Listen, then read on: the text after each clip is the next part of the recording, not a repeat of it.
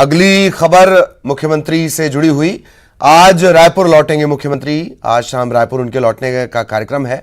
दरअसल 6 दिनों से वो उत्तर प्रदेश के चुनावी दौरे पर हैं और आज शाम 4:35 पर वो गोरखपुर से उड़ान भरेंगे। गोरखपुर से रायपुर लौटने का उनका कार्यक्रम है मुख्यमंत्री भूपेश बघेल का। शाम 6:15 बजे रायपुर पहुंचेंगे मुख्यमंत्री भूपेश बघेल। लगातार उनकी चुनावी व्यस्तता रही और अब आज उनके रायपुर लौटने का कार्यक्रम है।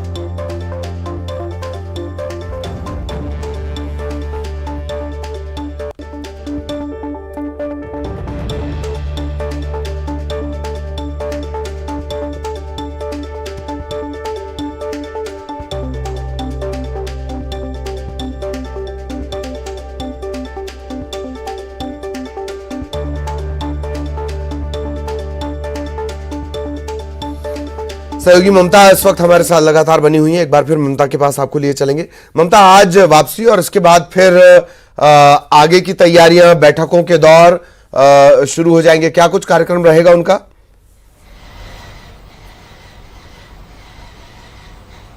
बिल्कुल, देखिए, मुख्यमंत्री भूपेश बघेल आज शाम लौट आएंगे और 6 दिनों तक उत्तर प्रदेश के दौरे पर थे।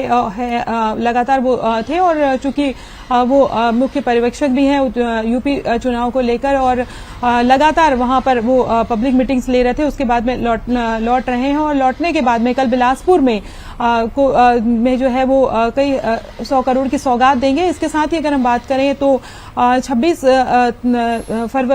फरवरी को जो है वो मुख्यमंत्री भूपेश बघेल और इसके साथ ही जो एआईसीसी के जो सेक्रेटरी हैं वो और निर्वाचन जो अधिकारी उनकी बैठक होगी और पदाधिकारी जो है उनकी बैठक होगी और खासतौर पर डिजिटल सदस्यता अभियान को लेकर राजीव भवन में बैठक होगी और इस बैठक में इस बात को लेकर मंथन किया जाएगा कि किस तरह से ज्यादा जो है वो कांग्रेस की सदस्यता खासतौर पर डिजिटल जो अभियान शुरू किया है वो बढ़ाया जाए। 10 लाख का टारगेट जो है वो रखा गया है, तो इसमें भी मुख्यमंत्री भूपेश बघेल शामिल होंगे। इसके अलावा अगर हम बात करें तो बजट सत्र की तैयारी भी है और बजट सत्र को लेकर क्या तैयारियां हो सकती है इस पर खासतौर पर अगर हम बात करें तो नजर रहेगी। जी जी जी, चलिए, बहुत बहुत शुक्रिया ममता इस तमाम जानकारी के लिए। सहयोगी ममता विस्तार से जानकारी दे रही थी। और इससे पहले मिशन यूपी पर क्या हुआ वो भी आपको बता दें। सीएम ने प्रतापगढ़ के रामपुर खास में एक जनसभा को संबोधित किया। कार्यक्रम में दिग्विजय सिंह भी शामिल हुए। सीएम ने कांग्रेस प्रत्याशी के पक्ष में जनता से वोट करने की अपील की। भूपेश बघेल ने प्रदेश की योगी सरकार पर जमकर हमला बोला। उनका कहना था नौजवानों को रोजगार नहीं मिला, दवा तक लोगों को खरीदनी पड़ रही है। सीएम ने यह भी कहा कि कांग्रेस जो कहती है वो कर दिखाती है। बीजेपी पर हमला बोलते हुए सीएम ने कहा कि गोधन न्याय योजना से छत्तीसगढ़ में किसानों को काफी फायदा हुआ है।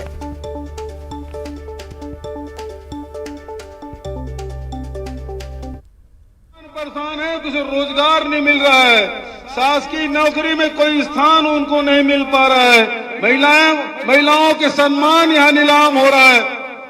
योगी जी, 5 साल में आपने उत्तर प्रदेश का जो हाल बेहाल किया है उत्तर प्रदेश की जनता कभी नहीं भूलेगी। ये सरकार किसानों को दाम नहीं दे पा रही है, किसानों को खाद नहीं दे पा रही, नौजवानों को काम नहीं दे पा रही है। ये सरकार तो आपको दवाई तक नहीं दे पाई है, ये ऑक्सीजन तक नहीं दे पाई है। ऐसी निकम्मी सरकार हमको नहीं चाहिए। हमें आपकी बातें आई है, ये थोथी घोषणा नहीं है, ये जुमलेबाज नहीं है जो कहें कि 15 लाख आपके खाते में आएंगे, 2 करोड़ लोगों को रोजगार मिलेगा, 2022 में सब किसानों का आय दुगुनी हो जाएगी। ये सब बात नहीं कहने वाले। नोटबंदी लागू करके कहेंगे काला धन आएगा वापस, ये कहने वाले नहीं है। जो कहते हैं वो डंके की चोट पे करते हैं और वो छत्तीसगढ़ में हमने कर दिखाया। ये गाय को माता कहते हैं लेकिन सेवा नहीं कर सकते। गाय की सेवा यदि कहीं हो रहा है तो छत्तीसगढ़ में कांग्रेस की सरकार कर रही है। 2 रुपये किलो में गोबर हम खरीदे, 63 लाख क्विंटल 1 साल के भीतर में खरीदा। 126 करोड़ रुपया जो गोबर विक्रेता उसके खाते में गया। वर्मी कंपोस्ट बनाए, खेतों में डालने काम कर रहे हैं। डीएपी मिले ना मिले, हमारे खेतों में फसल लहला रहा है। इधर रायपुर में 26 फरवरी को कांग्रेस की बड़ी बैठक होनी है। इसमें कांग्रेस के प्रदेश निर्वाचन अधिकारी शामिल होंगे।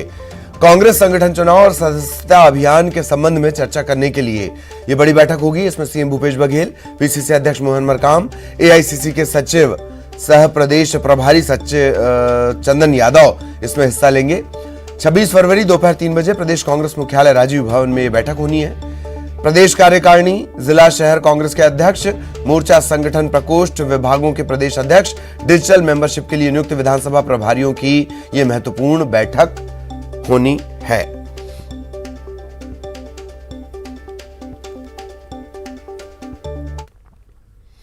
इधर राज्यसभा चुनाव को लेकर छत्तीसगढ़ में सुगबुगाहट तेज हो गई है। राज्यसभा की सीटों के लिए स्थानीय उम्मीदवारों को तरजीह देने की मांग उठने लगी है।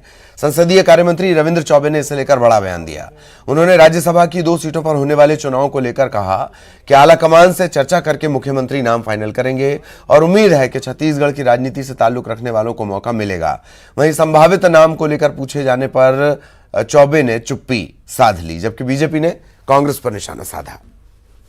अभी तो 4th फेज के लिए था हम लोगों का, छत्तीसगढ़ वालों का ड्यूटी। जहां तक राज्यसभा का सवाल है, अब उसमें आदरणीय मुख्यमंत्री जी हाईकमांड से चर्चा करेंगे और उम्मीद करेंगे कि छत्तीसगढ़ में भी जो राजनीति में काम करने वाले लोग हैं, वैसे हर बार कांग्रेस ने उनको अवसर दिया है, इस बार भी उनको अवसर मिलेगा। योग्यता को दरकिनार करके और छत्तीसगढ़ के लोगों का अपमान करना, ये इस सरकार का सगल बन गया है। और योग्य भी अगर इनके पास में है तो एक जाति वर्ग विशेष के लोग हैं। छत्तीसगढ़ में यादव समाज के लोग भी रहते हैं, छत्तीसगढ़ में बराड़ पटेल समाज के लोग भी रहते हैं, छत्तीसगढ़ में धोबी समाज के लोग भी रहते हैं, छत्तीसगढ़ में मछुआरा समाज के लोग भी रहते हैं, छत्तीसगढ़ में साहू समाज के लोग भी रहते हैं। तो वो क्या लोकल नहीं है, वो स्थानीय नहीं है, उनके साथ में अन्याय क्यों हो रहा है?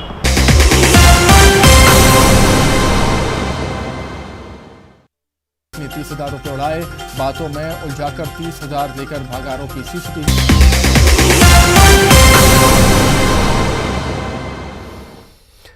ब्रेक के बाद नशे की बात। छत्तीसगढ़ में जिस तेजी से नशे का जाल फैलता जा रहा है, उसी तेजी के साथ नशे के सौदागरों पर शिकंजा भी कसता जा रहा है।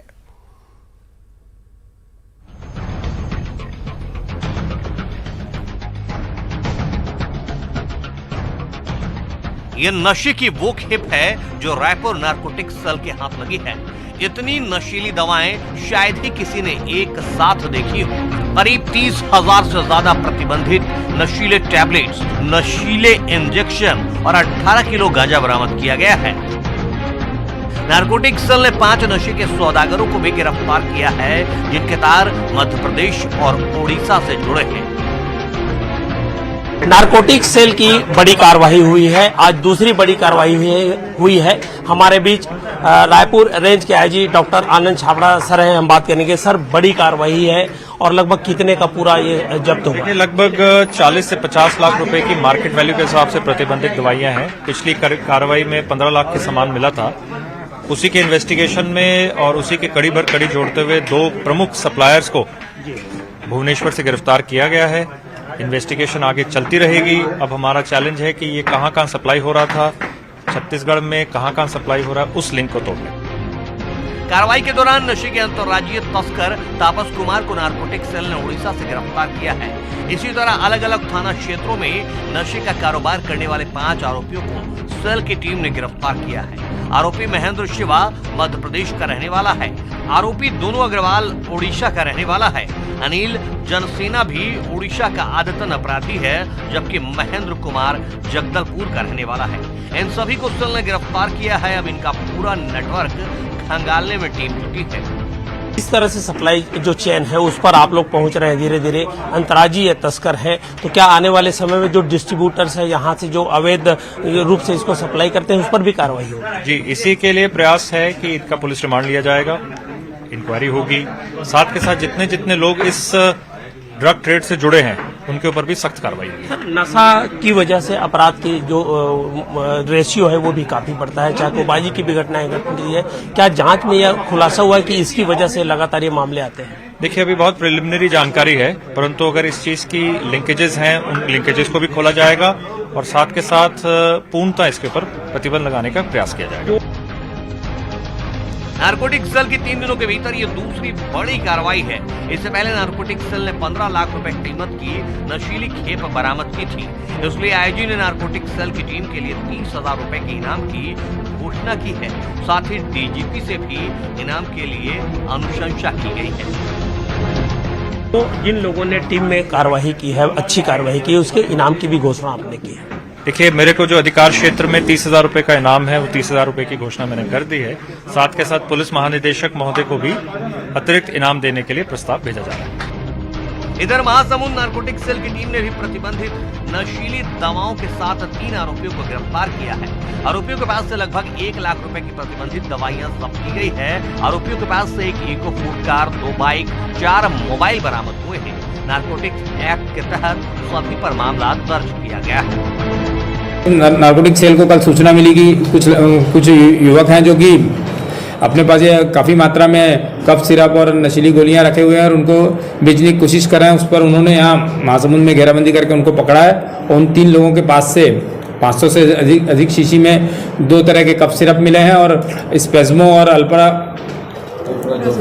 अल्प्राजोलम और स्पेस्मो 2 जो प्रतिबंधित टेबलेट हैं जिनको कि नशे के लिए इस्तेमाल किया जाता है, उनकी काफ़ी बड़ी मात्रा में मिली है। छत्तीसगढ़ में तेजी से नशे के सौदागर अपना पैर पसार रहे हैं और शहर शहर नई पीढ़ी को नशे का शिकार बना रहे हैं।